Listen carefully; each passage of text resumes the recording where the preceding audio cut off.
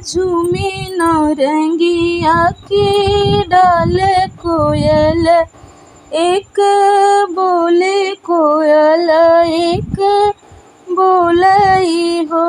रामा झूमे नौरंगिया के डाल कोयल, एक बोले कोयल एक बोलई हो। अब पहिला मंगन सीता मांगई मंगन, विधि पुरवई मंगन विधि पुरवई हो। सीता मांगई अवधपुर, सासुर जनकपुर, नैहर जनकपुर नैहर हो।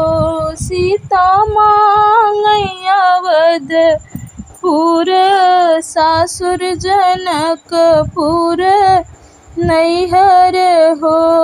रामा झूमे नौरंगिया के डाल कोयल, एक बोलई कोयल एक बोलई हो।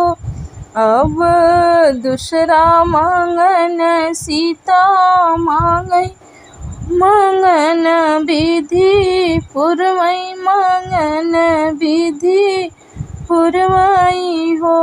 सीता मांगई कौशल्या जैसी सास ससुर, राजा दशरथ ससुर राजा दशरथ हो।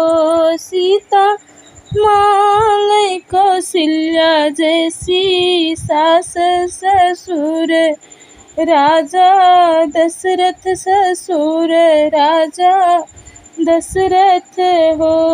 रामा झूमे नौरंगिया के डाल कोयल, एक बोलई कोयल एक बोलई हो। अब तीसरा मंगन सीता मांगई मंगन, विधि पुरवई मंगन विधि पुरवई हो। सीता मांगई बर भगवान देवर, राजा लक्ष्मण देवर राजा लक्ष्मण हो। सीता मांगई बर भगवान देवर, राजा लक्ष्मण देवर राजा लक्ष्मण हो।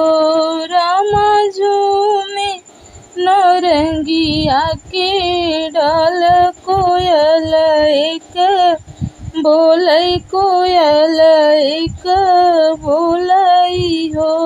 संग की सहेलिया सब पूछे कवन तप कीन्हू, कवन तप कीन्हू हो।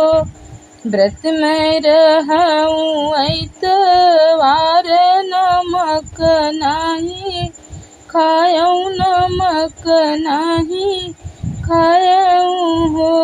रामा झूमे नौरंगिया की डाल कोयल, एक बोलई कोयल एक बोलई हो।